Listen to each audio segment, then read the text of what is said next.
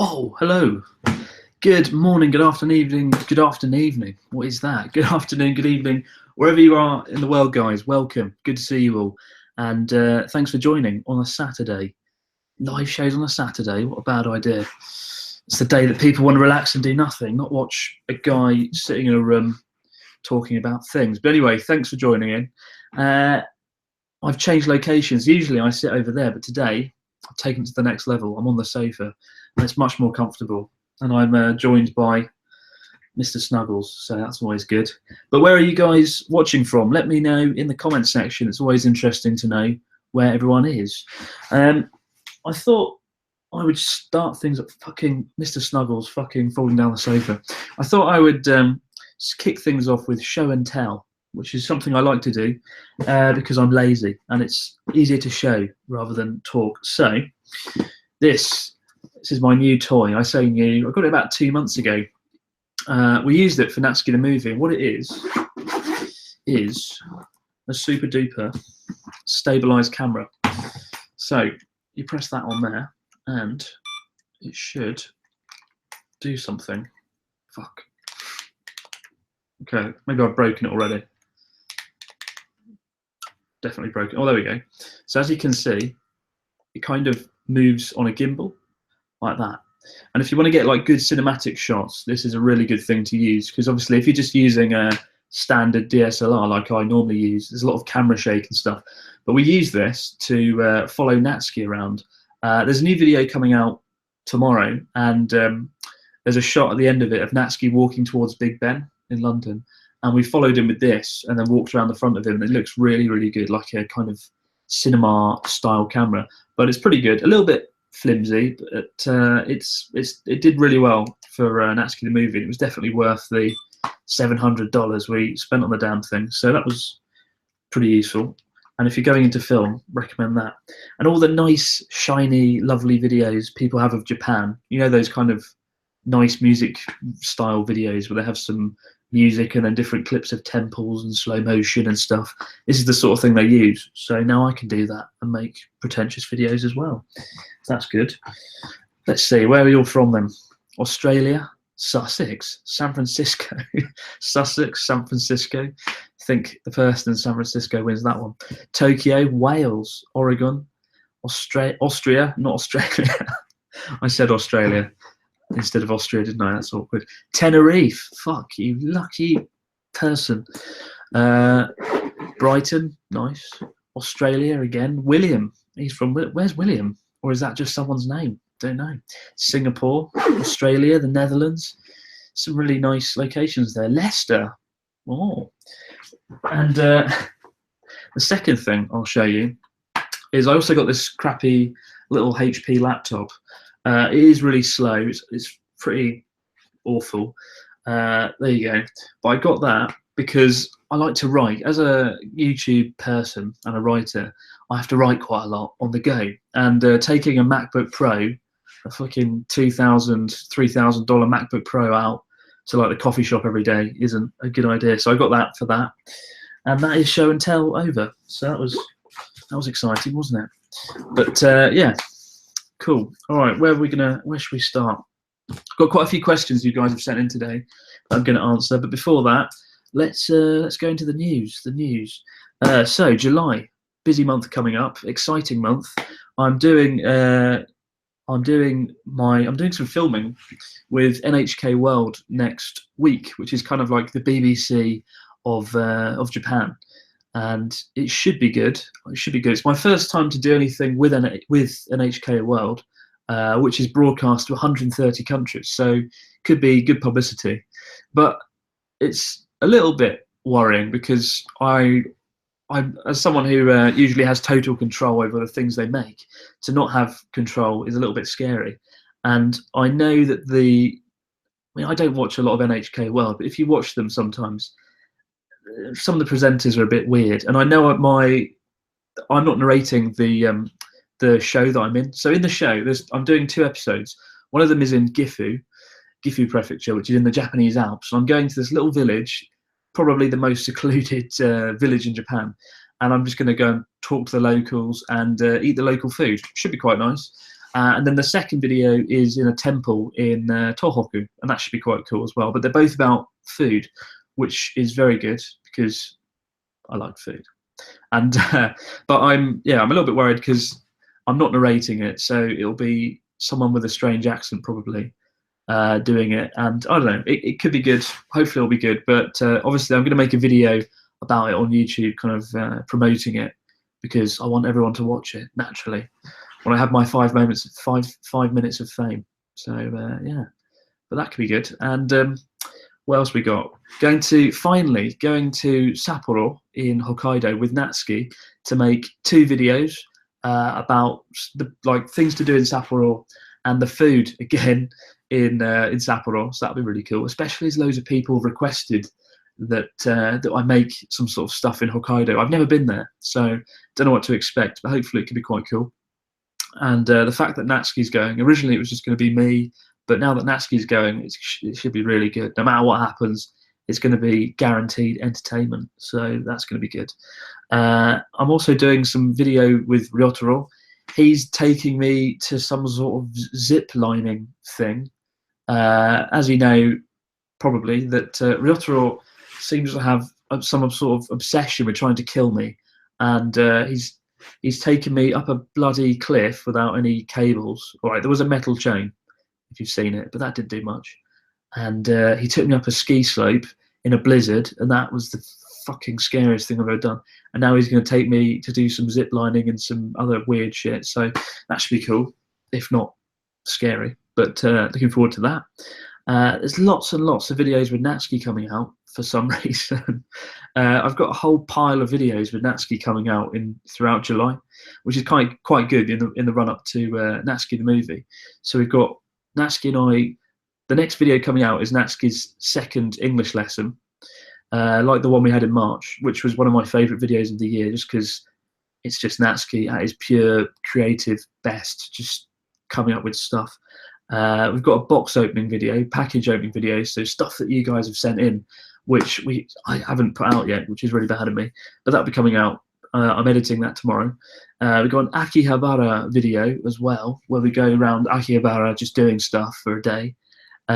We've got another Tohoku 365 video coming out for Aomori, where we just go around and eat lots of food. And both Natsuki and Ryotaro are in that video, albeit not together, because they are the same person with a split personality disorder. It's one of the greatest secrets of the channel. So yeah, they won't be together. And then we've got 2 videos of Natsuki from the UK, where he goes around the UK reviewing stuff, like different. We went to different Japanese restaurant chains in the UK, and Natsuki reviewed them and stuff. So that'll be quite interesting. And finally, in the news, I've written in my notes healthy lifestyle, but then I haven't really built on that. Long story short, I'm trying to be healthy. I put in the last must be the last 6 months now. I put on loads of weight. I'm actually the heaviest I've ever been, which is about 83 kilograms, which isn't like overweight, fat, but it's still all right. It is overweight. All right, I'm overweight, but I'm not like super overweight. But it's that point where I'm starting to get worried that losing weight will become quite difficult, if you know what I mean. When you hit that kind of threshold that you go past, and then it becomes quite difficult to lose weight. I'm heading to that sort of precipice. So now's the time to get my shit together. And the first thing I've discovered something called oatmeal. It's like, I mean, you know what it is, but I didn't, because I don't eat like healthy things. But yeah, I've discovered oatmeal, and I have that for breakfast every morning now, with raisins and honey, and it's actually quite good. It makes me feel healthy when I have that. And I'm trying to do 3 different types of exercise. I run, I jog, I do one of 3 things every day. I either jog for 20 minutes, I either walk for 1 hour in a sort of quick pace, and lastly, I do a kind of just exercise routine in my apartment for 20 minutes. I try and do one of those 3 things every day, and it's been going well for the last 10 days, so it's definitely going to succeed. I'm definitely not going to lose motivation in the next 2 to 3 weeks. But yeah, I might make a video about that. People enjoyed the sort of losing weight in Japan series. I get emails from people all the time from those videos that I made about 2 years ago now, where I tried to lose 10 kilograms.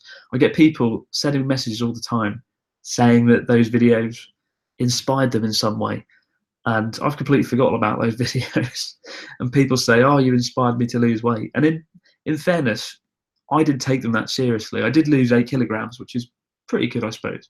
But I didn't really take them that seriously. So when people message me being deadly serious that they've lost like 10 or 15 kilograms because of those videos, it's like, wow, maybe I should do that again. But yeah, although I feel like I've betrayed my past self. So yeah, by like forgetting everything I learned in that series and becoming fat again. Although Japanese winters are horrible and unforgiving.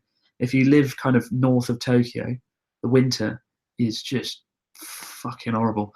I met a girl from Siberia, a girl who lives in Yakutsk, one of the most northern cities on the world. It gets to like -20, -30, and she said North Japan feels colder than Yakutsk because of the humidity in the air, and it feels either really hot in summer or really cold. And so, yeah, that's my excuse for getting fat. Is it a good excuse? Don't know. Suppose I could have joined a gym, but yeah, it's an excuse nonetheless. So yeah, what have you guys said? Let's dive into the comments though. Matt says, should try the insanity workout. That'll get the pounds off. What the fuck is the insanity workout? Sounds insane. Isn't that porridge, oatmeal? Yeah, I think porridge is kind of a runnier version of oatmeal. William says goat meal. Yeah, it does. At first, it does taste a bit like goat meal, but get used to it. After about 3 or 4 days, you start to like it. The trick is pinch of salt, shit ton of honey, and lots of raisins. That makes it taste like oatmeal and not goat meal. Pretty sure they have oatmeal in the UK. Yeah, they do. They definitely do. In fact, the oatmeal that I got was ordered from like America. So do the 7-minute workout. Yeah, I did get an app for that on my phone about working out in 7 minutes. I haven't tried it yet. I'm sure there are better things I can do to get fit. There's exercising live stream, running with Chris, says Benjamin. It's not a bad idea, actually. I could do a live stream whilst running, but I think my sweat would just get all over the camera lens and that wouldn't work. Also, Benjamin McKechnie, it's his birthday tomorrow. He sent a message in. So happy birthday, Ben, for tomorrow, July 2nd. Happy birthday. I don't know how old you're going to be. Hopefully not too old, but yeah, happy birthday. Have a fucking good day. And thanks for the idea of exercising live stream. Don't lose motivation, lest you become a big face. Yeah, it is a bit of a big face, isn't it? Yeah. Yeah, I would watch the shit out of aerobics with Natsuki. I wouldn't. Natsuki can't do any exercise. The price to pay for smoking about 25 cigarettes a day, which is just insane. Like, I'm trying to get him to stop. He wants to like start some sort of business together next year, and I had 2 conditions to going into sort of a real business with Natsuki. The first condition, he has to become better at English to the point that he can speak it kind of fluently in conversation, which is possible in a year, I think. The second condition, he has to stop smoking, and probably, if the English isn't going to happen, the cigarettes certainly isn't going to happen. So yeah, but I really want him to stop smoking. He smokes these really strong 12 milligram tobacco fucking cigarettes every day, 20 of them, and it's not good. But yeah, all right. Let's dive into the questions. Your questions that you've asked away. Let's see where to begin. Manuel says, how do you overcome the embarrassing feeling of speaking into a camera with everyone staring at you? You don't. Yeah, I mean, I don't. I haven't. It's weird. I have a voice in my head, which sounds really sinister and scary. But I have a voice in my head when I am in front of a camera, and it makes me very self-conscious. I think everyone has this voice, right? Just sort of telling you, ha ha ha, people look at you, you're on camera, whatever. But you have to just try and switch it off, and you just have to get on with it and think nothing bad's really going to happen, is it? When you're staring into a camera, nothing bad has happened yet. No one's going to just come out and punch you, so it's fine. But it does take a lot of time, and this is the hardest thing, right? Trying to do a live show when there's no one there in front of you is the most difficult thing, much more difficult. This is much more difficult than just sitting there doing a normal camera, as you can tell, because one way that you can tell that I'm not very good at this is I don't allow many gaps in between me speaking, because I'm very self-conscious. If I stop talking, I don't know, is it bad? So I feel like I have to keep talking. It's like there's a gun to my head for an hour and I have to keep talking, which sounds bad. And I really need to try and think of a way around that. I should speak to Victor, give me a break, man, because he's bloody good at this. Or even Charla, because I know she's done quite a few live shows. But yeah, I'm not very good at it. So I need to find a way around that. 25 cigarettes a day. He must stop, Chris. I can assure you that's not a good death. Yeah, I know. That's what I'm trying to get Natsuki to stop. Right. So with the next question, with the Olympics round the corner and Japan's ever diminishing birth rate, do you expect a more welcoming attitude towards foreigners, or do you feel Japan can never truly change its ways? From Yori, the ninja. The ninja. Interesting question, actually. Immigration is always a fun topic. With the Olympics around the corner, I haven't found Japan's actually changed that much. Like, there's been a lot of rhetoric about wanting to teach people, wanting to get students speaking English more, but really nothing has happened. Japanese education system for English is just fucking awful. It's not good. Although it's quite fun to work in the sector. But I don't think we're going to see Japan becoming more welcoming to foreigners. Maybe I know a lot of people from the Philippines come over and take kind of low-paid jobs, and I think that's going to keep happening. But when I speak to my Japanese friends about immigration, the impression I get is that they would rather allow Japan's population to decline from its current level of 127 million to 90 million by 2050. They would rather have that than have immigration, because they think if immigration happens and lots of people come, it could lead to kind of social disorder, things could go wrong, crime would go up, things like that. Security would be an issue. Someone said here, in Tokyo, people are getting even more xenophobic. Maybe, I don't know, I don't really have a yardstick at which to measure xenophobia in Japan. I know Japanese people really don't like people from Korea. Not just North Korea, but South Korea. There's always a lot of tension there. They dislike South Koreans more than Chinese people, from my experience. But I don't think we're going to see Japan change in that way. And I think that the population is just going to continue to go down, and they're not going to increase immigration, which is a shame. But I can kind of see from that. I can see from their perspective. They always cite, especially with terrorism and stuff going on in Europe, right? They always cite that in the media in Japan. If we let in immigrants, this is what's going to happen. People are going to blow stuff up and bad things are going to happen, kind of thing. So they always focus on that rather than the positives to be gained from it. So no, I don't think we're going to see anything change there fundamentally. Yeah, too bad.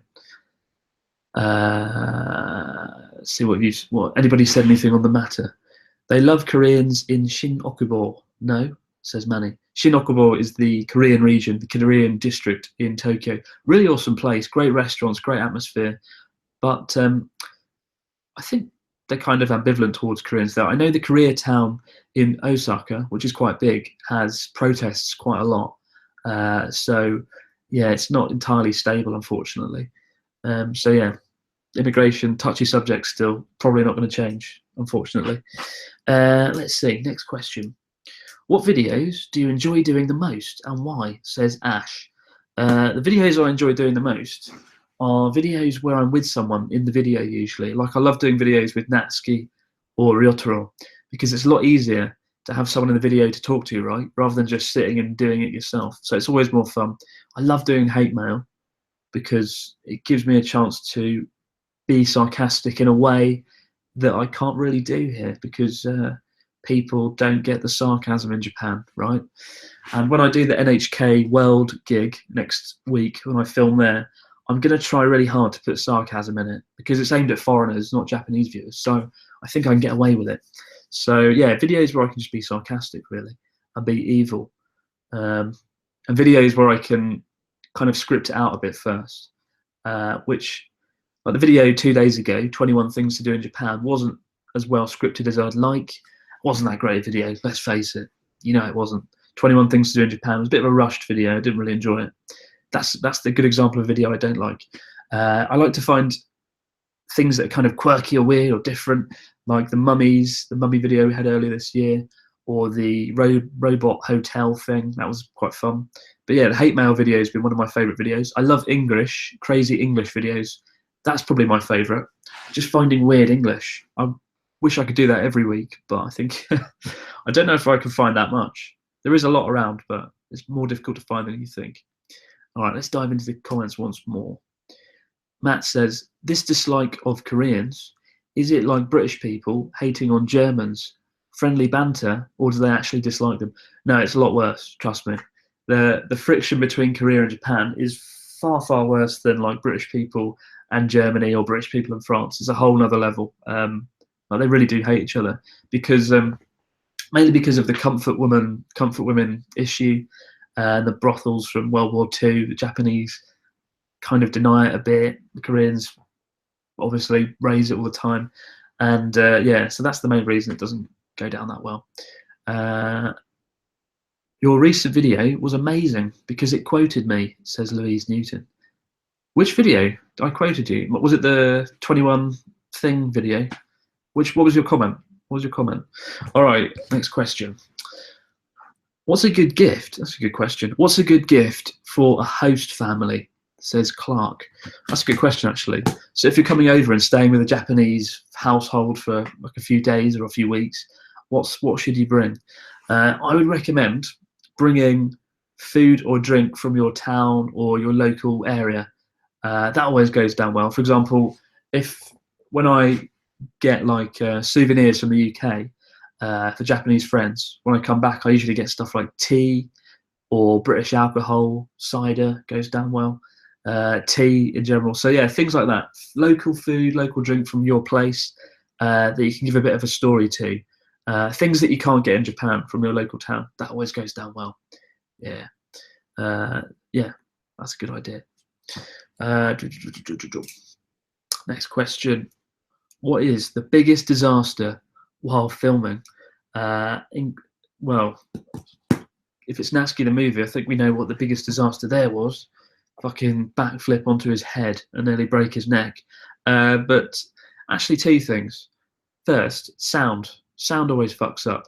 On my DSLR camera, I've got a shotgun microphone. It sounds a lot better than it is, a shotgun microphone, but it's just a long microphone. But people who are filming me, I often get friends or people to help me film. People often forget to put the microphone on. So we film an amazing take, something great happens, and then at the end of it, they discover, oh shit, didn't have the microphone on. And that always happens, so that sucks. And just general tiredness. You can tell in a video how tired I am, if I'm tired or not. And yeah, so I'd say tiredness, sound, and Natsuki breaking his neck. Those are the biggest disasters while filming. And of course, when the live feed dies out in the 5 minutes before you go on live on BBC, that's a pretty big disaster. Fucking still, when I think of that, that annoys me. But yeah, there's a bit of a debate going on in the comment section here about World War II and Korea. Oh, Louise, giving my Sapporo boyfriend's mum a Western-style hug. Oh, that was you. Ah, good. That should be fun. Yeah, no, have fun with that. The izakaya, that'll be awesome. William says, bring stuff from Harrods. Japanese people will love Harrods. If you tell them it's from Harrods, they'll love you forever because they know what that is. Yeah. All right. Next question. This is an interesting question. Actually, two people asked this question. Have you ever deleted videos from your channel? And if so, why? I deleted the cat in the pram video, if you remember that. About a year ago now, actually. I made a video about the guy who walks through Tokyo with cats in his pram for some fucking reason. I still can't work out why. And I deleted it because it only got 80,000 views. If a video I put out doesn't get over 100,000 views after 1 month, I get rid of it. And that is the only video in about 2 years now that's had that problem, so I got rid of it.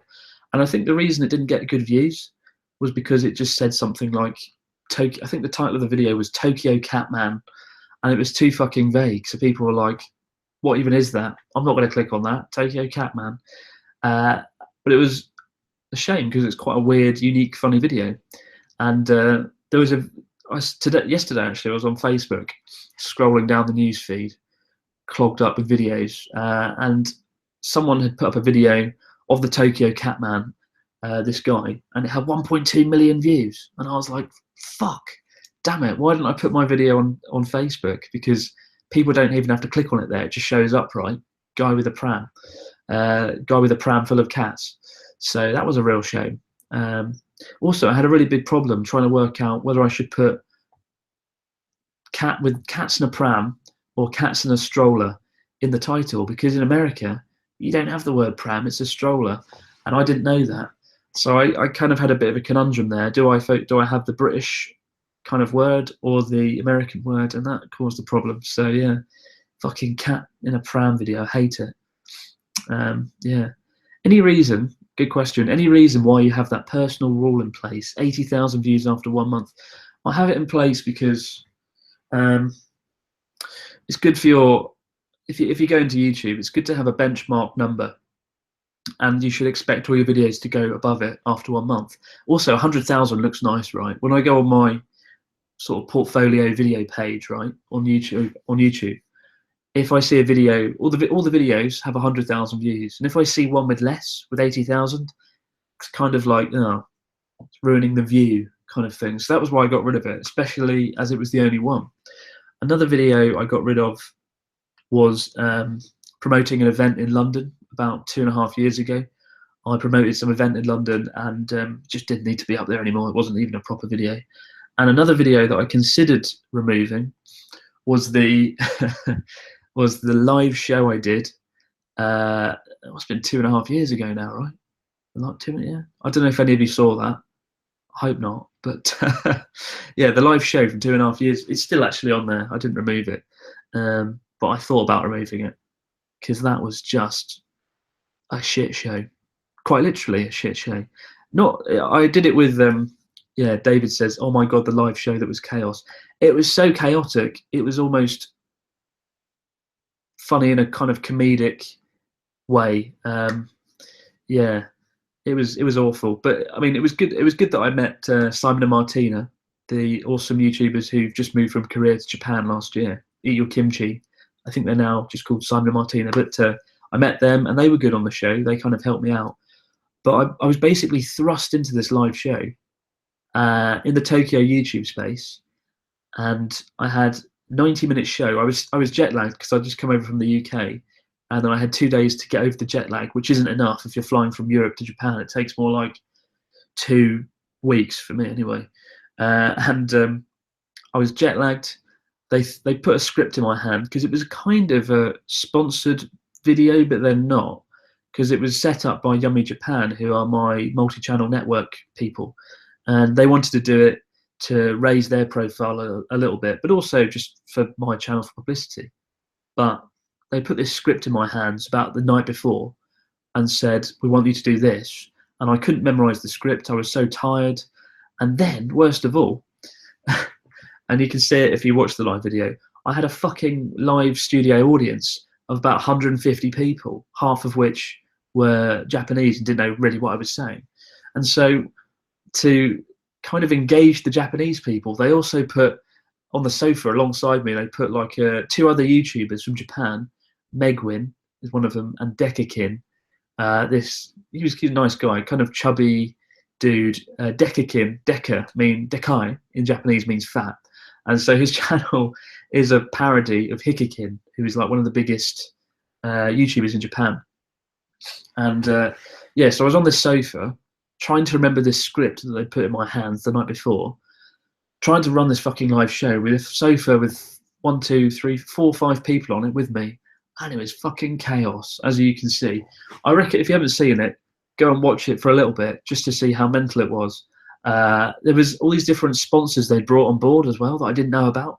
Like at the start of the show, fucking hell, they gave us this like device from Philips, I think it was Philips or Sony or something, and you stand on it and it drives around. And then I nearly broke it. And then halfway through the show, while I was talking and running the show, the Japanese YouTubers had been told to like promote different products. So I looked over, I looked over, and Dekakin, the fat dude, was holding up like a poster promoting some beer, like drink fucking Asahi beer or something. And I was like, what's going on here? And I just, throughout the 90 minutes of the show, I just got progressively more and more drunk, because I was like, about 30 minutes in, I realised I was fucked. So I thought the only escape here is to get drunk. And you can just watch me. You can watch me just downing all these drinks and just getting drunker and drunker. And by the end of the show, I'm just like, oh, yeah, it was fun, bye. The only highlight, of course, was bringing on Natsuki, who was in the studio audience. And Natsuki was in the studio audience. And about 3/4 of the way in, we just went, Natsuki, come up. And Natsuki just came up in front of the 150 people studio audience and sat with us for a bit. No, he didn't sit with us. He stood there, dancing, clapping his fucking hands and drinking and doing shots. And it is absolutely mental. In fact, go and watch this live show. After this is over, you should just go and watch it. Put it on the background while you're doing your washing or ironing or playing with your cat or whatever people do when they're not watching things. Go and put it on the background and then watch the bit with Natsuki, because that's the highlight. I think it came out 2.5 years ago, so just scroll down through the videos and have a look. Yeah, there you go. I mean, maybe it wasn't as bad as I envisioned. I think looking at it and not trying to be serious, then it was quite successful in that kind of way. Didn't you learn how to cheer and chug in Japanese? Yeah, we did, which is just nonde, nonde, nonde, nonde, nonde. Nonde means drink, right? And the song is just literally nonde, nonde, nonde, nonde, nonde, nonde, nonde, nonde, nonde, nonde, and then drink. We sang that for like 10 minutes, and that was the live show. Does anybody remember it? Let's look down let's see. Oh my God, that live show was chaos, says David. Yeah. The live show was ... Interesting, says another Ben. Yeah. And was that the video with the tiny scooter? Yes, it was. Yeah, I can't remember the brand of the scooter. Somebody go and have a look now. But it was some sort of weird scooter that you, I think, sit on or stand on. It only had 2 wheels. And it just fell over and nearly broke it. It was like $10,000 gone up in smoke. But yeah, mental. And Jason says, yeah, it was hilarious, but the belly button was gross. And that was another thing that made the live show shit. Dekakin, this fat dude, who was really nice off camera and nice and normal, was kind of mental when he was in character. And he did this thing where he kind of pulled his top up, showed off his stomach, and then had tried to have us put our fingers in his belly button, which wasn't going to happen in any fucking way. I can't remember if Simon and Martina did it though, but that was pretty awful. This I want to watch this live show now. I want to watch it. Bloody hell, it was so chaotic. It's almost funny. And maybe if I do a video about it, talking about how shit it is and why it's shit, it could make it funnier to watch. Now you've got the backstory. Now you know how fucking mental it really was. But yeah, check it out. I think it's about 58 minutes long to an hour or something. But go and watch it, and good luck with that. Yeah, utter mindfuck. Seriously. All right, next question. That was like 20 minutes of me explaining the worst live show of all time. All right, next question. Do you enjoy learning Japanese or languages in general, or is it something you kind of had to do, says Mike. Right, first year of learning. I've been learning Japanese about 5 years now. The first year of learning Japanese, utter nightmare. Actually, no, the first 6 months. The first 6 months of learning Japanese, if you can get through it, and many people can't, if you can get through it, then it becomes a lot more fun because you've got all the stuff in your head, the words, the phrases, the sounds, the pronunciation, the kanji, hopefully. And then it becomes quite easy. And I really, really, really enjoy studying Japanese now because I can learn a phrase and remember it really easily. And now when I learn Japanese, I feel like I'm kind of just practicing what I know rather than learning new stuff all the time. So I really enjoy it. I love learning Japanese now, but I did feel a sense of pressure, a real sense of pressure to learn it in my first year. I was motivated not so much because I wanted to learn it, even though I did. I was motivated because of the pressure of not knowing or not being able to communicate with the people around me, particularly my students. If you've seen the How I Learn Japanese video on Patreon, which if you haven't seen it, you can check it out. Everyone can see it. It's just go down the post page a little bit. But like, I hated not being able to talk to my students. And if you come to Japan and teach, it's the worst feeling in the world, because they're talking and you're like, yeah, don't know what the fuck you're saying, but great. And it feels like there's a barrier between you and the students, and it's hard to have that kind of rapport with them. So yeah, I felt a real sense of pressure. But now, yeah, I love learning Japanese now. Absolutely love it. And I want to learn more languages. Now that I know that I can do Japanese, I feel like I could probably, I don't think it'd be easy, but I think I could learn a language like French or Spanish easier, right? And I really want to learn French. So yeah, yeah. There's a lot of comments here going on about the live show. Matt says, pause the video at 58 minutes in for a lovely drunk Chris face. 58 minutes and 30 seconds for the drunk face. There you go. If you want to watch that dreadful live show. A lot of people can. I couldn't watch it entirely, says Morgan. Yeah, I can't watch it. I haven't been able to watch it for 2.5 years, but having just spoken about this live show for the last 10 minutes, I actually kind of want to go back and watch it now, just because it's kind of happened so far away in the past enough for me to feel a kind of disconnection from it. But yeah, it was extremely entertaining, says Jason. Yeah, it was, fucking God, that live show. Louise says, I've been learning Japanese for 1 year, and it definitely got more enjoyable over the past 2 months. Yeah, it does get a lot more fun. And once you got the first year out of the way, learning Japanese gets a lot more fun. It's just a question of if you can get past that first year. Next question. For a first-time female solo traveller in her 30s, is there any spots in Tokyo or elsewhere you would recommend avoiding? Would Kabukicho be safe to walk around at night, says Sarah. That's a good question, actually. Is Japan safe for a female in her 30s solo traveller? Yes, it is very safe. I think you would find it's one of the safest countries in the world, Japan. I haven't really heard any horror stories before, actually, of anything really happening. The worst thing I've heard happening is a friend of mine, a girl. She had her washing stolen. She had her underwear. She lived in Japan. She had her underwear stolen from her washing line once, which was kind of weird. Again, didn't really threaten her as a person, although I imagine it felt quite weird. But if you're just walking around, it's fine. Kabukicho in Tokyo, in Shinjuku, isn't as dangerous as it once was. When I came here 5 years ago, in my first week in the JET ALT seminars, you have seminars where they teach you nothing, basically, but they prepare you for life as a teacher. They actively told us all to avoid Kabukicho because it's dangerous or something.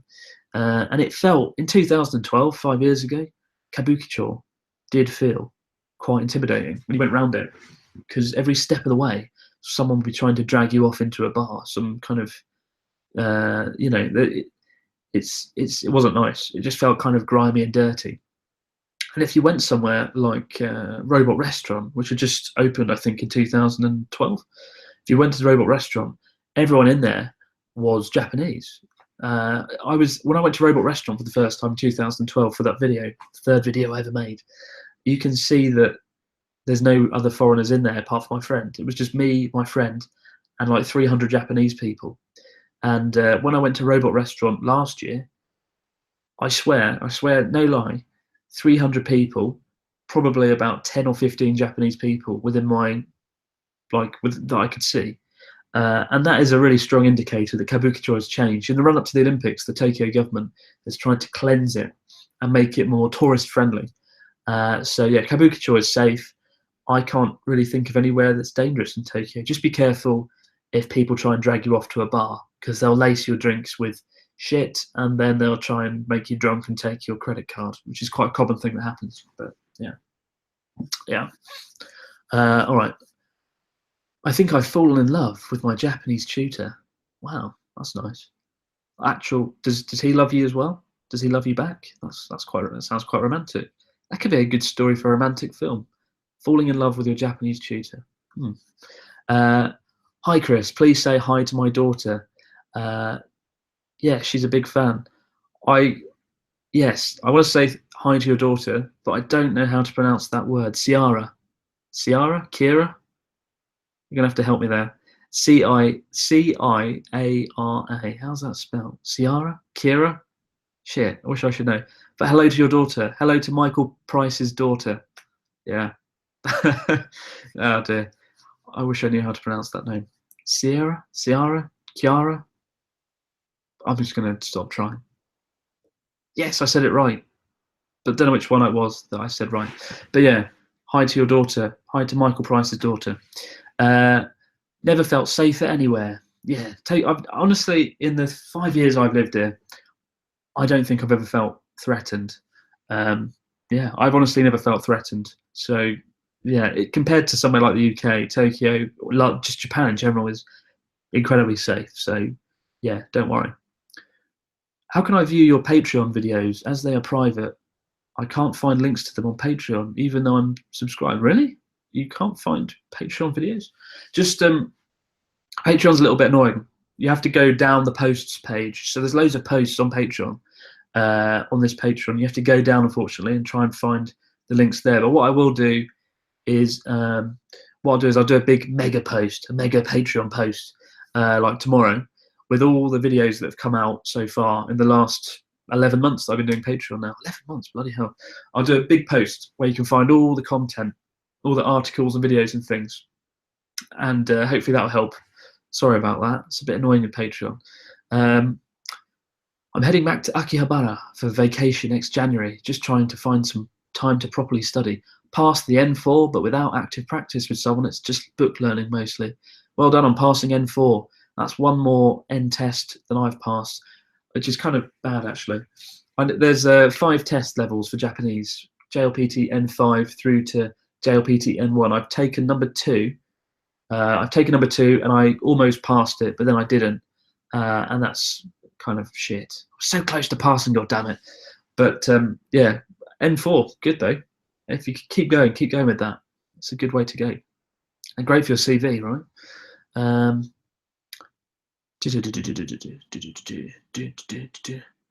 I woke up late and I just signed up to you on Patreon. Am I too late? Says Konami. No, you're not too late. You've made it. But don't worry, if you've missed the first half of this show, you can go back and watch it. It'll be on this thing now. You can go back and watch it. So don't worry, you haven't missed it. All right, let's dive into some more questions that you guys have sent in. Interesting. How is mental health care in Japan? Also, how is general healthcare? Is it okay? Says Jason. Mental health in Japan, that's a fun subject. I do worry, right? Having lived here, again, long time now, especially in Sendai, I've lived here 18 months.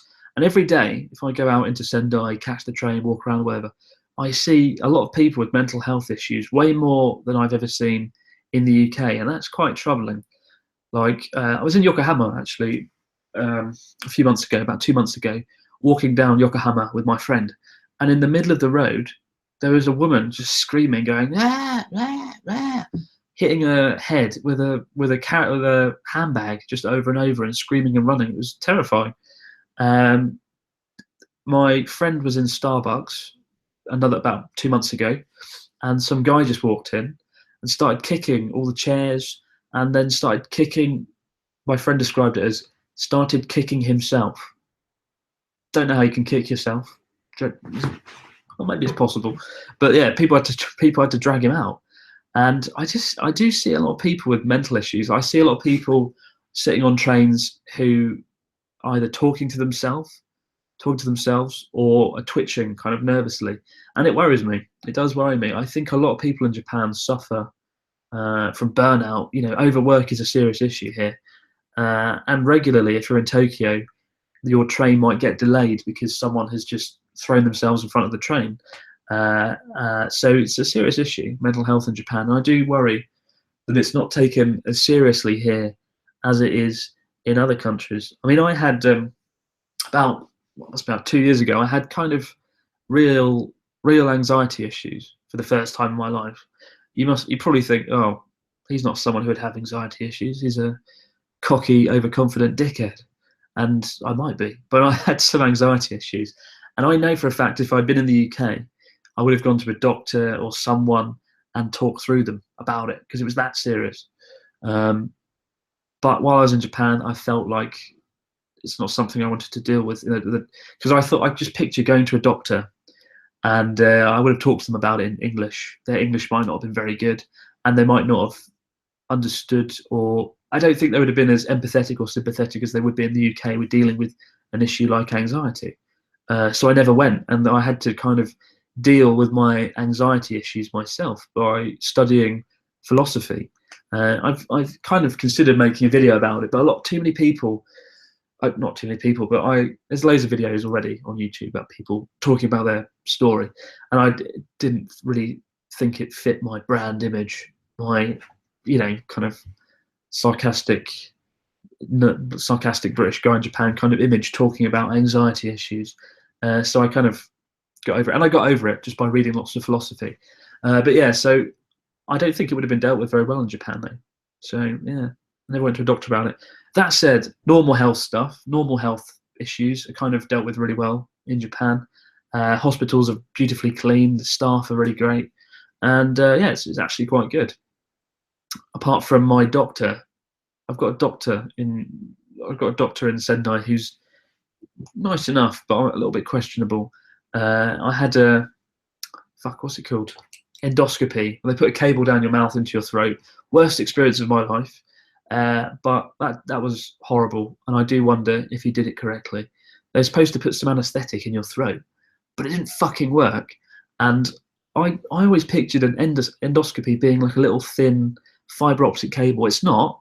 It's like a rope that thick, and it goes down your throat, and it's the most disgusting, awful thing in your life. And yeah, I do wonder if that was not done properly, given that I was, I won't go into details, but anyway, wasn't that good. But generally, healthcare in Japan's good. Mental health care, not so good. So yeah, it's not all great, unfortunately. Right, let's dive into the comment section. Let's see. I passed N1, says William Barnett, but I don't like to brag about it. Why not? If I passed N1 and learned 20,000 words, I'd be bragging about it. Probably. I find JLPT is a little bit flawed, though, as it doesn't incorporate speaking or writing. Very good point, Ben. I've met people who've passed JLPT N1, could be William, who have passed all the big tests, learned 20,000 words, but still can't hold a fluent conversation in Japanese because it doesn't test conversational ability. And they also can't write stuff very well. So yeah, N1 is definitely flawed, but at the same time, it's quite impressive. And generally, people that passed N1 are quite good at Japanese, but it is definitely flawed, definitely. Like for JLPT N5, you learn loads of weird, obscure shit. So yeah, but it's definitely worth doing for your CV, if anything. Mr. Grey Arrow, can I watch the live stream later again? I must go in 5 minutes. Yes, you can. Don't worry, the live streams are archived, so you can watch them whenever your heart desires. Yeah, I have the same experience in Japan. Loads of mentally unstable people around. Yeah, and that's the thing that scares me the most in Japan. Actually, it's not criminals per se. It's not crime or anything like that, or walking down a dark alley at night. It's just the number of people who have mental issues that aren't being dealt with.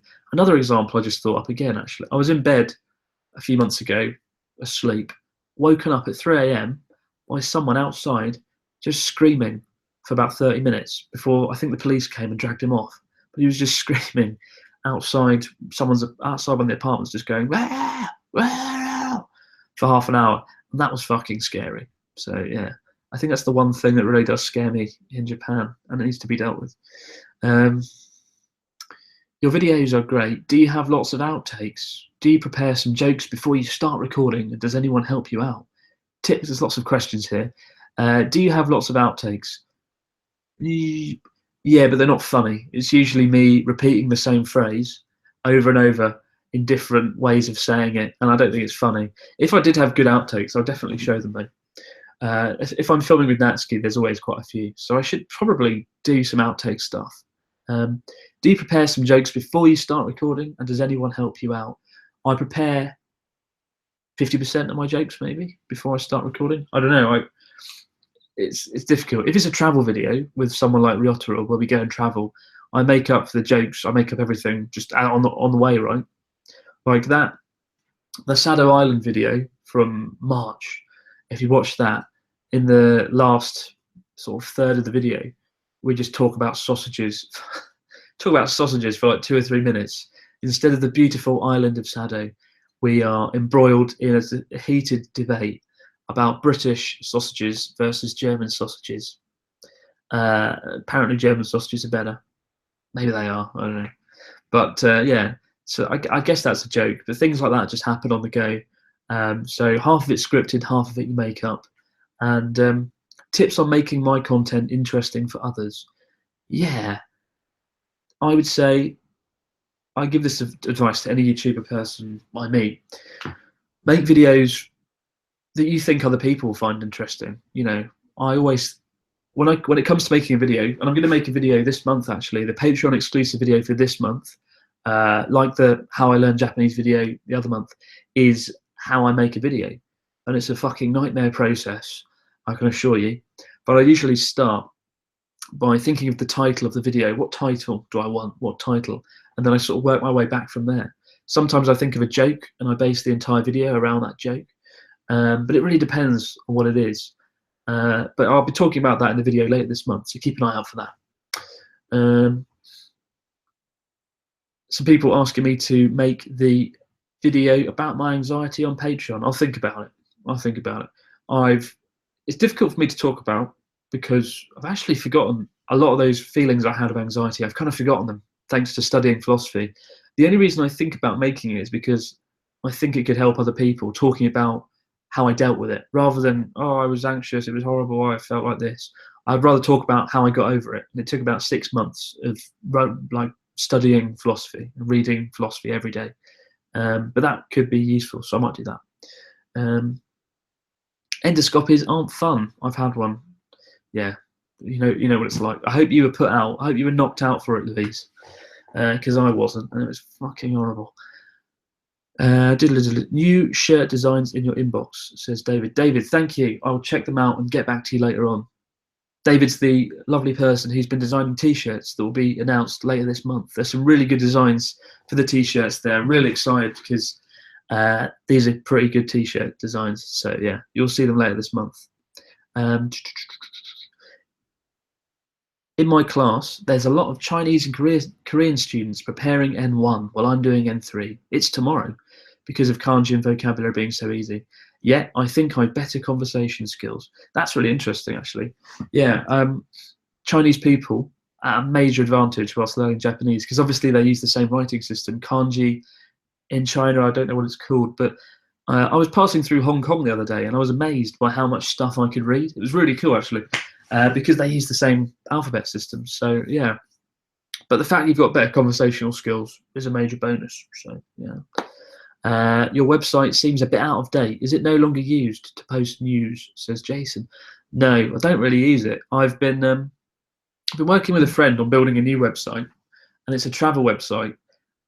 It's too early really to talk about it because I don't have enough information to share. But the abroadinjapan.com website it's seen better days. I don't think I've been on it in like two years, to be honest. So kind of I've forgotten it was there. So yeah, the website, ignore it. That's my best advice. I'm not too big of a drinker. I know, I'm mental, right? And in my experience, Japanese culture has deep roots in familiarity surrounding alcohol. Do you think I would fare? It's interesting. I'd recommend, if you want to, drinking alcohol is a great way of breaking into Japanese social circles. But even then, you don't have to drink alcohol. If you go out with businessmen or salarymen or just people and you have to drink something that hasn't got too much alcohol in it. Or drink non-alcohol beer, God forbid. Tastes horrible, but drink non-alcohol beer and it's still fine. The main thing is just being there at the event, just attending it so you can talk to people, right? That way you're not getting that way you're in the social circle. So do go. If you don't think you can drink loads, don't worry about it. Just go to the a networking event or go to the event. That's the most important thing. Going off of your points on mental health, did you ever notice any major mental health issues with students as your time as an ALT? Interesting question. Very interesting, Andrew. Lots of good questions today. This is good. I'm loving it. Usually the questions are like, do you like chocolate? So yeah, I love it. This is some good questions. Yeah, I did notice some mental health issues with students. One day when I was teaching, I went in and a student had thrown themselves out the window of the school because they had been bullied, for example. That wasn't good. Although that was less a mental health issue and more that he was being bullied, I think. But yeah, I don't remember my time as a teacher that well, actually, not as well as I should. But I remember there were always students who were kind of sleeping in the classroom, and if you went near them and tried to wake them up, they would look at you like they wanted to kill you, and then you'd learn not to do it again. In fact, as a ALT, assistant language teacher in Japan, it's best left to dealing with bad students like that. Leave it to the teacher, because you don't want to get embroiled in something. But yeah, there were some students. It was really awkward. I remember one time there was a student not doing their work, and I went over and I was like, "Go on, let's do the work, yeah." And she just sort of looked at me like, and then she just ignored me. She just sat there looking forwards, and I was trying to talk to her, and she just sat there looking forwards like that. And I was like, "Wow, this is fucking awkward." And so yeah, there's situations like that happen, but generally I didn't have too many bad issues. My time as a teacher was not that bad, so it was all right. But yeah, are you in touch with Eat Your Kimchi, Eat Your Wasabi guys? They moved to Japan. If you are, how are they settling in? Actually, I just talked about them earlier on in the video. They were in the live show that I mentioned. Fucking hell. Some big thunder. Yeah, Eat Your Kimchi guys, Simon and Martina, really awesome guys. They've settled in really well. They're loving Japan. They made a video. I don't know if you've seen it. They made a video earlier this year comparing Korea to Japan, and they concluded that they like Japan more. Probably shouldn't have said that in a video because it pissed off a lot of Korean viewers, I think, and they lost a lot of Korean subscribers. But yeah. They're settling in well. Simon and Martina are awesome. I've seen them, I think, 2 or 3 times in the last year. They've invited me to their house for a Halloween party with other YouTubers, and that was cool. Got to see lots of interesting people there. But yeah, they're settling well. They love it. And they're really nice guys. Simon and Martina, really awesome guys.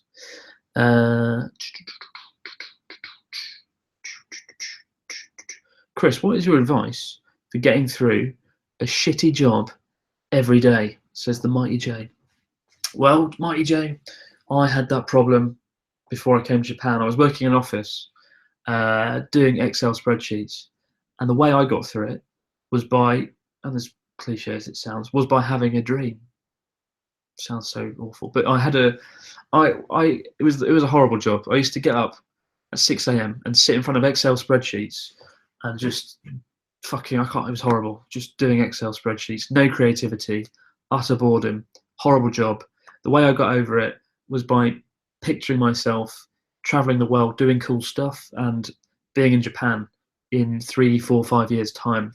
And I finished that job in 2010, and then I went to Japan in 2012. So I kind of had that in my mind.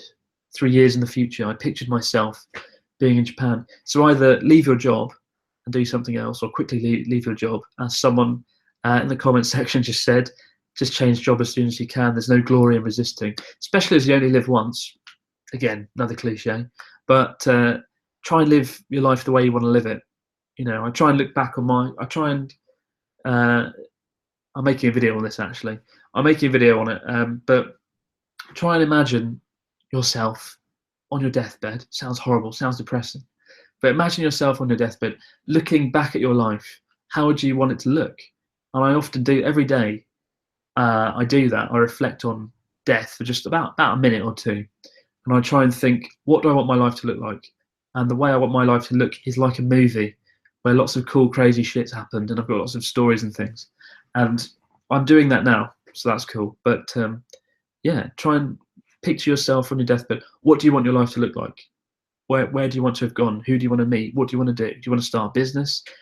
Get some clarity on what you want to do, and then start moving towards that dream. Yeah, fucking hell, that thunder, creepy. Right, in Japan, where I used to live, on the Sea of Japan side, we used to have fucking snow and thunder and lightning at the same time, and it's horrible because you're falling over in the snow and there's lightning and thunder, and it's just mindfuck. So God, Japanese weather, terrifying. How are we doing for time? Shit, it's 11 o'clock. Oh my God. It's been good. This is a decent turnout. 52 viewers. On average, about 52 viewers throughout the show. That's not bad. It's one of the better ones.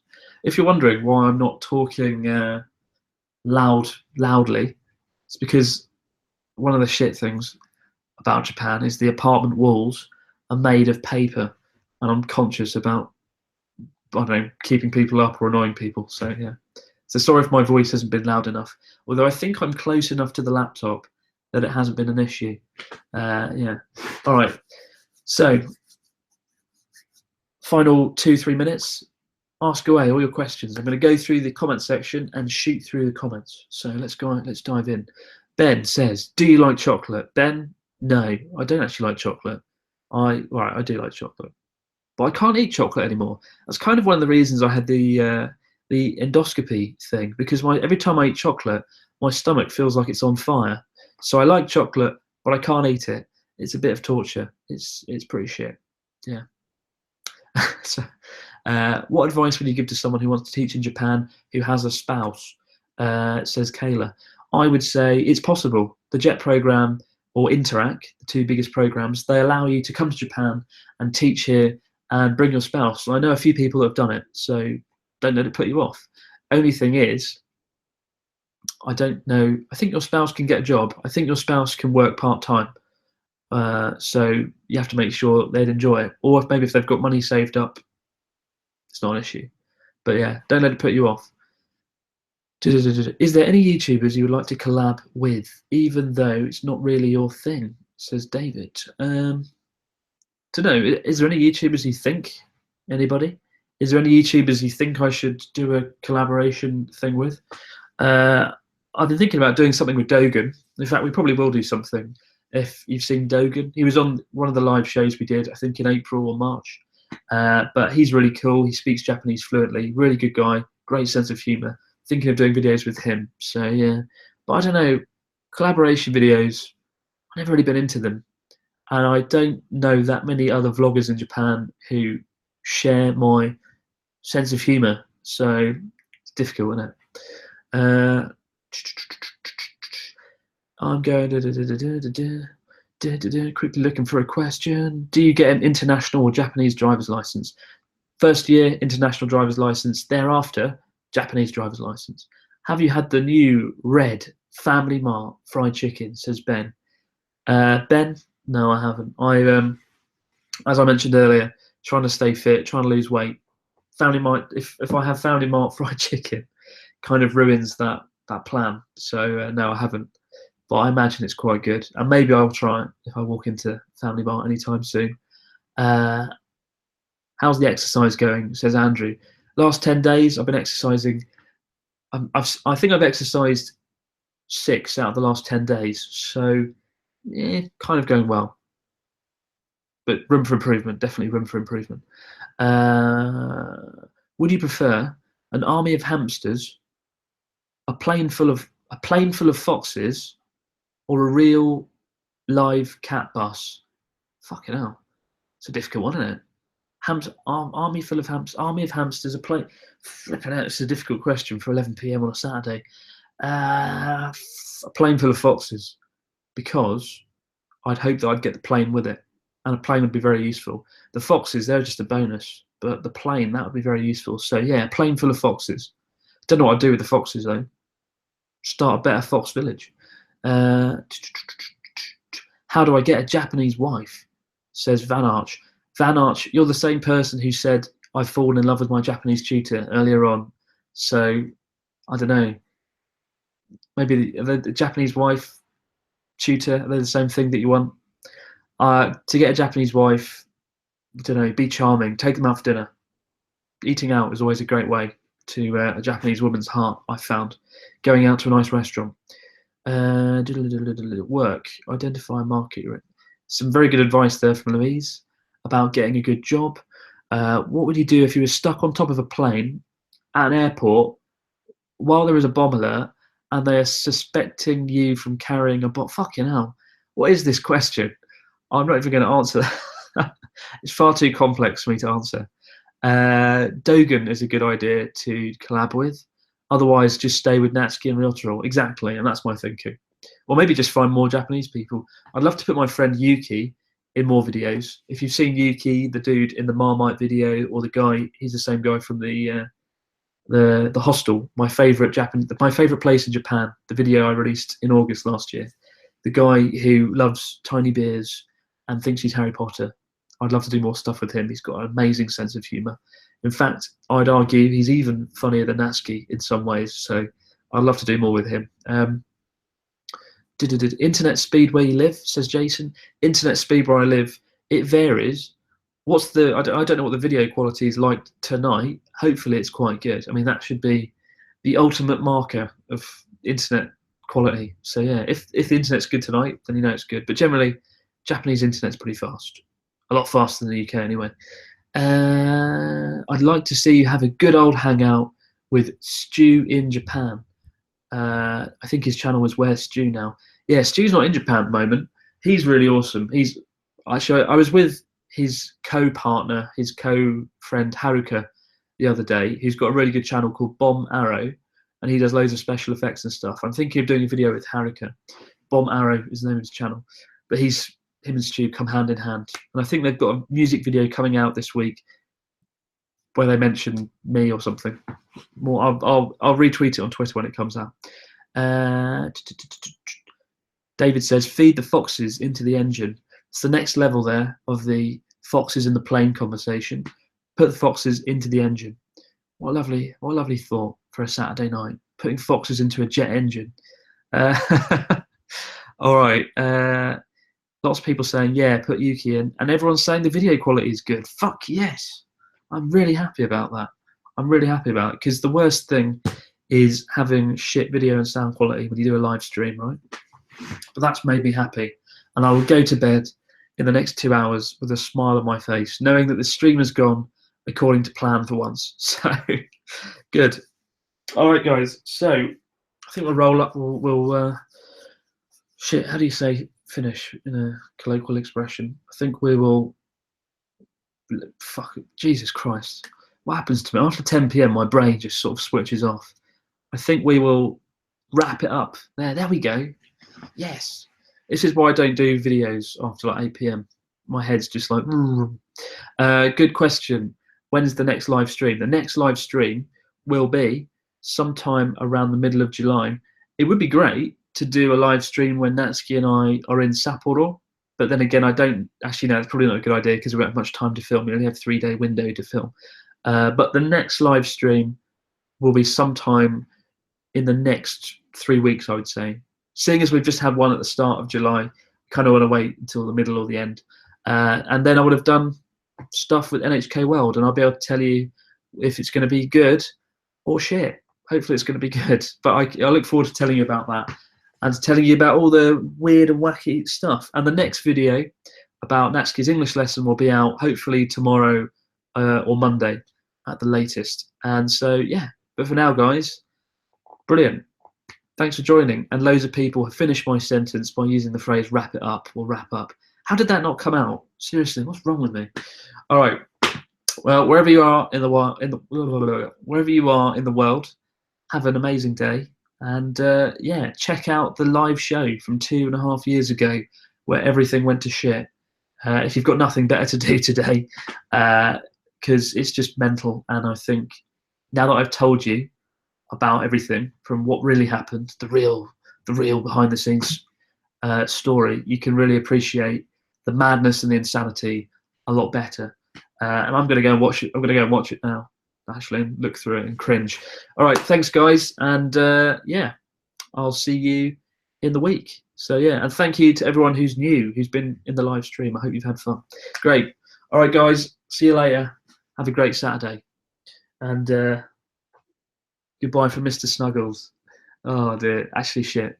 If someone screenshots that, I'll look really weird. Don't screenshot me at the cat. God forbid.